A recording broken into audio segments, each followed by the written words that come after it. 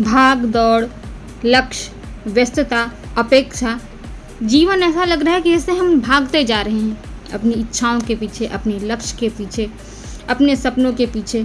और इस दौर में कभी कभी थकान भी होने लगती है। तो तन तो थकता ही है, मन भी थक जाता है।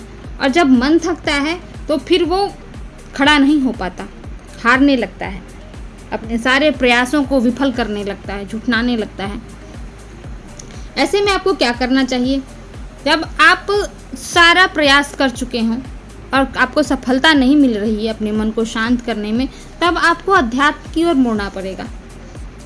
जहाँ संसार के सारे उपचार स्थगित हो जाते हैं, निष्फल हो जाते हैं, वहाँ आपको आध्यात्मिक उपचार ही काम आएगा। तो आत्मिक शांति के लिए शास्त्रों में कहा गया है कि मन एवं मनुष्यानां कारणम बंधन मोक्षयो। मन ही संसार में बंधन और मोक्ष का कारण है। यदि मन को आपने बांध दिया तो आप संसार के किसी भी तूफान में स्थिर रह सकते हैं। गीता में भी स्थित प्रज्ञ इसी को कहा गया है कि आपके जीवन में अच्छी परिस्थिति आए, बुरी परिस्थिति आए, अति जटिल परिस्थिति आए, लेकिन उसमें भी आप अगर स्थिर रह गए, आपने अपने मन को शांत रख लिया, तो आप स्थित प्रज्ञ हैं और आप उस समस्या से फिर उबर भी जाएंगे, उस समस्या से आप निकल भी जाएंगे, क्योंकि आपका मन शांत है और आप बेहतर सोच सकते हैं।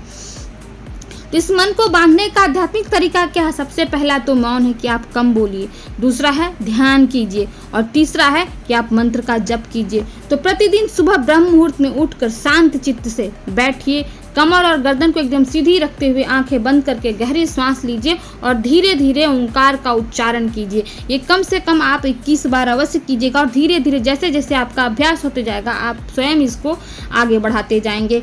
ये ध्वनि सृष्टि की उत्पत्ति का कंपन है। जब आप ओम का जाप करते हैं तो आप ब्रह्मांड के उस मूल स्वर से जुड़ते हैं जो शांत है, पूर्ण है। शांति के 3 सूत्र हैं।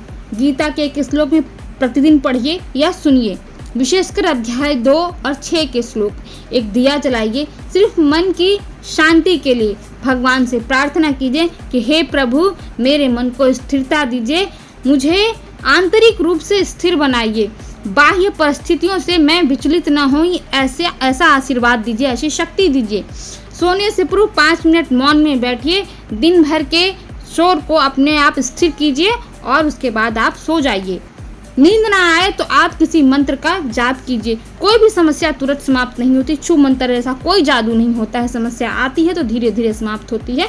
जप कीजिए, ध्यान कीजिए, समस्याएं समाप्त हो जाएंगी। ईश्वर से जुड़े रहिए, और वीडियो अच्छा लगे तो लाइक शेयर कीजिए और चैनल को सब्सक्राइब भी कीजिए।